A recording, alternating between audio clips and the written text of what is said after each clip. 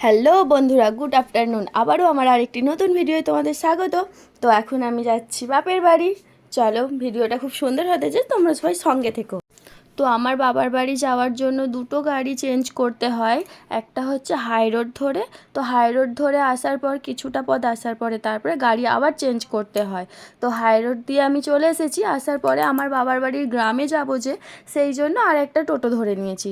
তো আমার বাবার বাড়ি যাওয়ার জন্য যে রাস্তা দিয়ে যাই দেখতেই পাচ্ছ বন্ধুরা, দু সাইডে শুধু চারিদিকে সবুজ আর সবুজ। গ্রামের রাস্তা খুবই সুন্দর দেখতে হয়।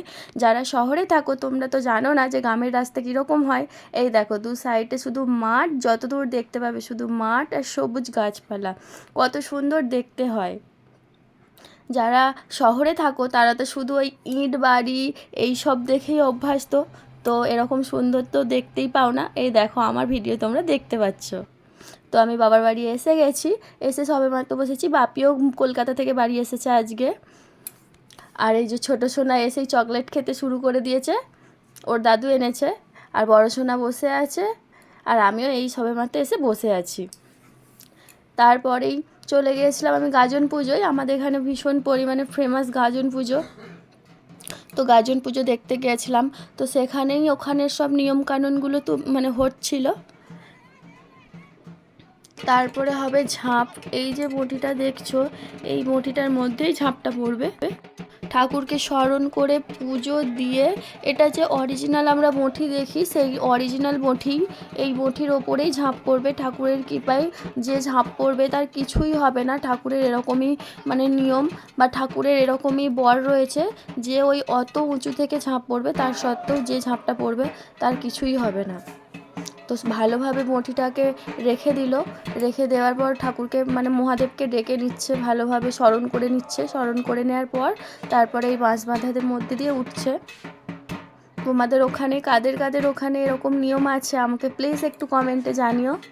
আমিও দেখি কোথায় কোথায় এই নিয়মগুলো পালা হয়। তো এই বাঁশ বাঁধার মধ্যে উঠে পড়লো। এবার এখান থেকেই ঝাঁপটা পড়বে। ঠাকুরকে ডেকে নিচ্ছে, ডেকে নেওয়ার পর তারপরে ঝাঁপটা পড়বে।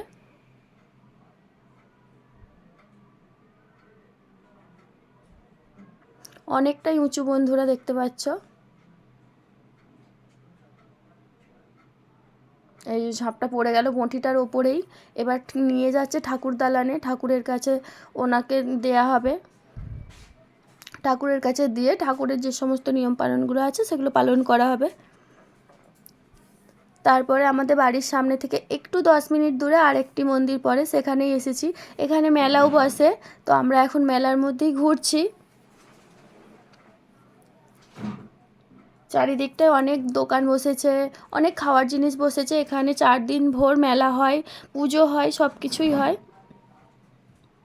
তো এখানেও ঝাঁপ পড়বে, সেই জন্য ঝাঁপে উঠেছে। আর ঝাঁপে পড়ার আগে ফল ফেলতে হয়, সেই সব ফলগুলোই ফেললো। ওই ঝুলিটা কাঁধে করে নিয়ে ওঠে, তারপরে ওর মধ্যে ফল থাকে, সেই ফলগুলোই ফেলে। ফলগুলো দেয়া হয়ে গেছে, ওই জন্য ঝুলিটা ফেলে দিচ্ছে। ওইখানে আগেরটার ঝাঁপের থেকে এখানে ঝাঁপের বাঁশ বাঁধাটা অনেকটাই উঁচু। এই ঝাঁপটা পড়ে গেল।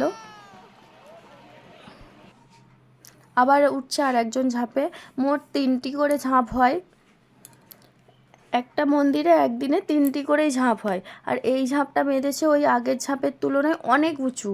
এটা দোতলা বাড়ির থেকেও বেশি উঁচু। তো ইনিও ঝাঁপ পড়বে। মহাদেবকে ডেকে নিচ্ছে। এখানে ভীষণ পরিমাণে ভিড়,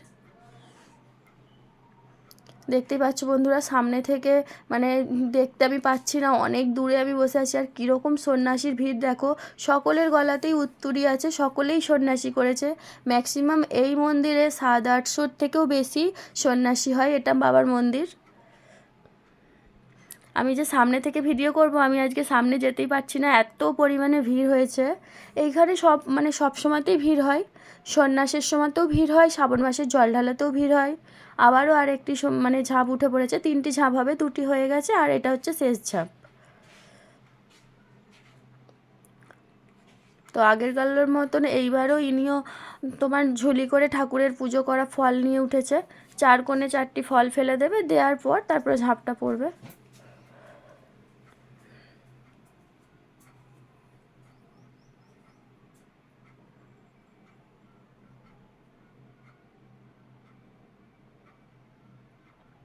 এই ঝাঁপগুলো পড়তে ভীষণ রিস্ক, কিন্তু ঠাকুরের কৃপায় কিছুই হয় না।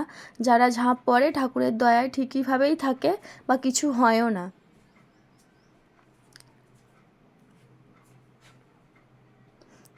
ঝাঁপ পড়ে যাওয়ার পর মালা চন্দনের পালা ছিল। মালা আমার ভাইয়ের বউকে মালা পরিয়ে দিল, আমার ভাইয়ের বউ আবার আমার ভাইকে মালা পরিয়ে দিল। তো এবার কাটা গড়গড়ানি হচ্ছে। আমি এত সামনে ভিড় যেতে পারছি না, আর ঝাঁপ পড়া হয়ে যেতে কাঁটা গড়গড়ানি হয়ে যেতে অনেকটাই ভিড় কমতেও শুরু হয়ে গেছে, দেখতে পাচ্ছ। যারা দূর দূর থেকে, অনেক দূর থেকে এসেছে তারা বাইক নিয়ে সবাই চলে যেতে শুরু করেছে। তারপরে সব কিছু হয়ে যাওয়ার পর কঠিন 4 দিন সন্ন্যাস উপোস করার পর আজকে শেষ, সেই জন্য সকলে একটু আনন্দ করছে। এখানে যে যারা নাচছে তারা সন্ন্যাসী ছাড়া অন্য কেউ এখানে নাচতে পারবে না। যদি নাচে পুজো কমিটির লোকরা তারা টেনে বার করে দেবে, শুধু সেফ এখানে সন্ন্যাসীরাই নাচতে পারবে, তাছাড়া আর কেউ নাচতে পারবে না। কেননা 4 দিন কঠিন ব্রত করার পর আজকে ওদের শেষ। ওরা অনেক কষ্ট করে 4 দিন ব্রত করেছে, তো শেষ দিনে ওরা একটু মজা করে নিচ্ছে, আনন্দ করে নিচ্ছে। তো তোমাদের ওখানে কাদের কাদের ওখানে এরকম পালনগুলো পালন হয় প্লিজ আমাকে কমেন্টে জানিও। আর আমার ভিডিওটা আজকের কীরকম লাগলো সেটাও কমেন্টে জানিও। তো আমার ব্লগটা আমি এখানেই শেষ করছি। যদি ভালো লাগে লাইক করো, কমেন্ট করো, অ্যান্ড চ্যানেলটা সাবস্ক্রাইব করে আমার পাশে থেকো। আর পুরো ভিডিওটা দেখার জন্য তোমাদের সবাইকে জানাই অনেক অনেক ধন্যবাদ।